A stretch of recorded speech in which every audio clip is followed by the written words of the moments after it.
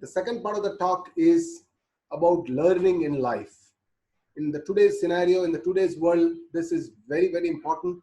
How can I be a learner all my life? Because as we understand, we are mostly in our learning approach or in our attitude from our student days. And when we become to our medical profession also, we are very keen learners, observers. But once we get more into the practice or into our professional life, then our learning abilities and our learning attitude does come down, does reduce, and over a period of time, it does significantly reduce.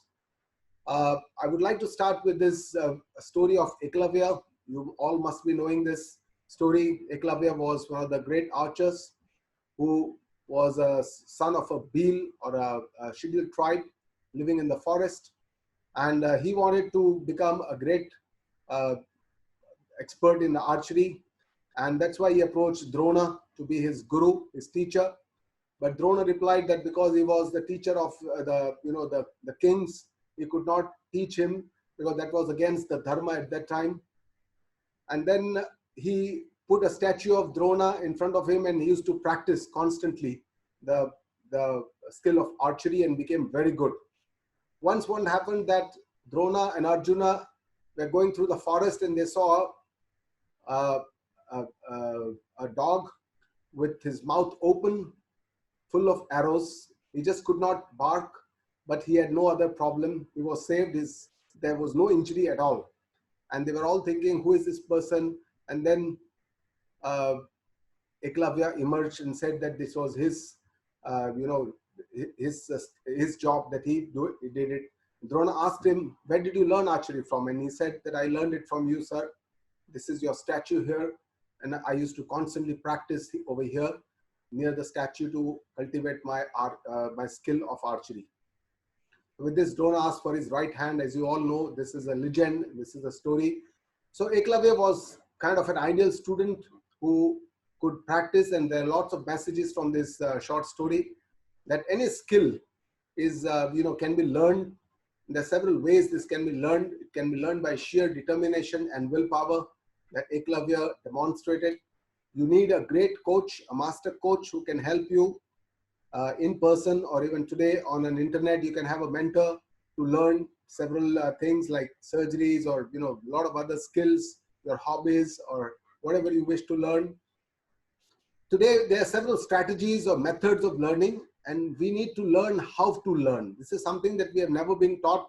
Even when we were a student, we were always told that you keep learning, but how to learn, what are the strategies to adopt to learn, and what are the learning methodologies that we can utilize to learn were never probably taught to us. For any complex thing or any complex skill that we want to learn, we can break it into several small areas or pieces, and then or for that matter a complex surgery that we want to learn, we can break it into down into small pieces and then focus on each particular piece so that we can learn that particular piece, and then we have to just connect the dots, learn everything. And in today's world, it is very, very important to be a learner for your life. And in the world of today that we live, where there is a lot of opportunity available on the internet, e-learning opportunities, even today with homebound people, it's much easier to learn. We can sit here thousands of miles apart and we can keep learning. There's so much on the net. There's so many, YouTube videos, TED Talks. There are several motivational speakers, several things, several skills can be learned. You can learn different languages. You can learn different musical instruments. You can do a lot of things today. So learning is not just for improving our performance, but today it is an essential survival, kit. So essentially, even for survival, we need to learn in this world which we are living today. It's a constantly changing world.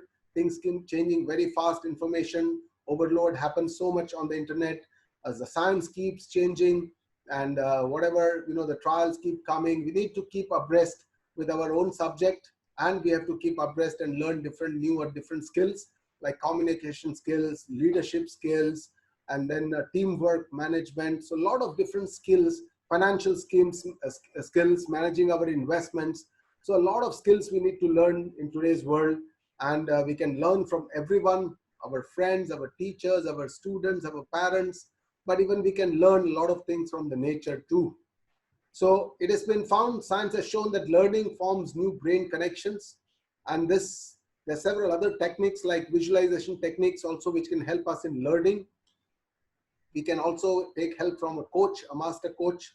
You know, all the people who are very talented sportsmen, they have a master coach for them. So, you know, they keep training.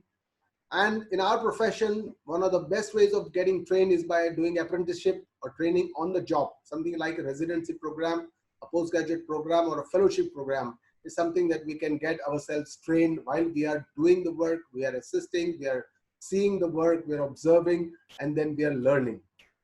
Essentially, there are three types of learners. One are the people who are visual learners. For them, they learn best when the information is presented to them visually, the concepts are visually taught, and these are the people who can learn from the internet also. And then there are auditory learners who can best understand when the information is presented to them in an auditory manner, and hearing these that can concept or internalize their concepts. And the third people are the kinesthetic learners, students that understand and learn best when the information is presented to them with the help of the gestures, with the help of the hand movements, bodily movements, and these are the learners who are called kinesthetic learners. So you have to understand what kind of learner you are. You can adopt your own learning strategy, and you can adopt those kind of methods for learning. Then there are several stages of learning a new skill. Suppose you are learning laparoscopy, then or swimming, or for that matter, car driving, any skill that you want to learn, then there are 4 stages of learning. And this conscious competence ladder was developed by a guy called Noel Burch. And he said that the first stage is the unconscious incompetence, that we don't know that we lack the skill. Second stage is what is called as a conscious incompetence. We are still not, we still lack that skill, but we are now consciously aware that we need to learn this skill. So we become aware. The third step is conscious competence. We become a little bit confident, we learn that skill, but at every step we have to remain conscious, we have to be concentrative, we have to focus on each step because it is all still at a very conscious level. And this period is called what is called as a learning curve for any skill that we develop. We have to be very conscious, we have to take each and every step into account. But once, while you're driving, you're learning to drive, or you're learning to swim, or you're learning laparoscopy, or learning suturing, these are all the steps that we go through. And the fourth stage is what is called as unconscious competence, where the skill becomes essentially a part of you. Then you are not so conscious, it becomes unconsciously your part. You may be talking in the theater and you may be doing laparoscopic suturing. You may be talking and listening to music or talking on the phone and driving your car. You would be, effortlessly doing that skill without being conscious about that skill. So these are all the 4 stages of learning that we have to go through. And the strategies of learning are several. We use the power of repetitions or revisions when we were a student. So this is also very powerful. The 3R strategy of learning is called read, recite, and review. That means once you read, then you recite in front of somebody, or then you review again. And sometimes, failures are the best teachers. During our life, we have all, at least I had that experience, that the failure was the most alarming period of our life that taught us the best. And we have to learn each skill in the right way. And for that, you need a good mentor so that you can learn it the right way, because unless you practice the correct skill in the correct way, you won't become a master of that skill. If you keep practicing in the wrong way, that you're not going to do better and better every time. So learning by doing is better than learning by reading alone. For a lot of kinesthetic or psychomotor skills, you need to keep doing the skill rather than just learning about the skill. And the brain works in a way that you don't constantly bombard the brain with that skill. What you can do is, allow some time for the skill to embed inside the brain, and these are called breaks. So you have to allow some time or breaks to allow for embedding of the skill into the brain. So there are several, in learning a skill, you may be a learner. You can learn a skill in say about 10 or 20 hours of little practice, which is spaced apart.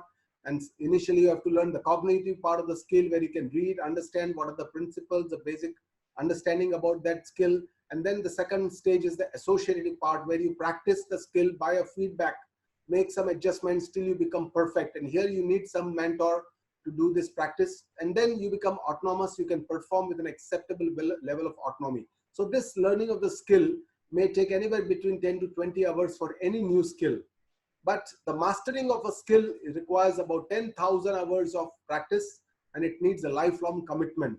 So it's an intrinsic joy from that activity which motivates you continuously to improve and become a master in that skill. And this can apply to the same skills to some other areas. You can apply the principles to some other skills also. The most important thing is that you have to keep people along with you who can inspire you to learn this skill. Maybe that's your spouse, your children, your parents, your friends, could be anyone who are around you, or your students who can keep on inspiring you to learn that skills. Memory undoubtedly plays a very important role in learning a skill, because it's important for learning good memory, and it is strengthened with efforts and repetitions. So the more you keep doing repetitions, you keep learning more and more. And forgetting is something that we see as a negative connotation of our memory, but actually it's the way to optimally utilize our memory for the things that are utilized the most. So we tend to forget things which are not very important to us, and sometimes we keep forgetting them, but that is how the brain utilizes or frees up the memory for more important tasks.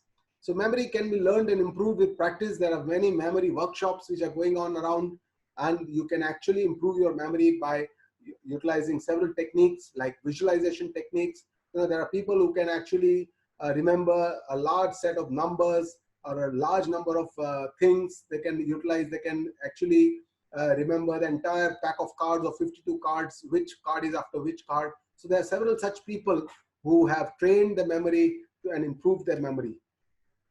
Machine learning is here to come. He is already part of our present. It is not the future. Artificial intelligence. So machine learning is essentially a branch of internal artificial intelligence, and it is a study of systems that can be learned from data. And this is going to impact all of us in the near future in the whatever ways we interact or treat or deal with our patients, in terms of diagnosis, in terms of treatment, in terms of procedures, in terms of laparoscopies, in terms of visual systems, the guidance systems. So several areas where machine learning will become a part and parcel of all of us. And these beautiful words, the real problem is not whether machines think, but whether men do, because we are so much getting used to technologies. We have to think that we have to, think that, we don't want, and, I'll just share with you this example of Deep Blue. I don't know whether you know about this. Deep Blue or not, was a chess playing computer which was developed by IBM. And Deep Blue won its first game against world champion Garry Kasparov, when it defeated Garry Kasparov in the first game of a 6-game match in 1996. But subsequently, Kasparov could win the next 3 games and he could save the match. Finally, Deep Blue was heavily upgraded, and again he played with Kasparov in May 1997. And this was the time when Deep Blue won the 6-game match with a 3.5 to 2.5 score, and became the first computer system to defeat a reigning world champion in a match under standard chess tournament time controls. So this is what computer could do, and this is way back almost 50 years ago, when computers could actually beat the world champion in chess. So you can imagine today the power of computing is much, much higher, much, much faster. We have humanoids, we have robots, we have a lot of machine learning tools available, artificial intelligence, and that's why the onus is on us to develop these for the benefit of the mankind. And these are some famous words of Einstein, which are so true today. It has become appallingly obvious that our technology has exceeded our humanity. And these are such profound words which we all can think or reflect upon, that how the machines have improved in their learning. And so we need to also keep fast pace with it and keep learning newer and newer skills. So to coming to the end of it, learning requires a very positive attitude. It's a skill, and we must realize that we can keep learning not just while we are a student, but we can keep learning all our life. There are several strategies, there are methods of learning. We can keep learning all our life. And in my opinion, I love this, the sentence in which I remember and quote very often, that the definition of a person who becomes old is the person who stops learning. So anyone who stops learning is old, whether he's at 20 or whether he's at 80. And anyone who keeps learning stays young. So the greatest thing in life is to keep your mind young, to get young people around you, get them motivating you, and you keep learning all your life. So with this, I come to the end of the second talk for today, and I thank you very much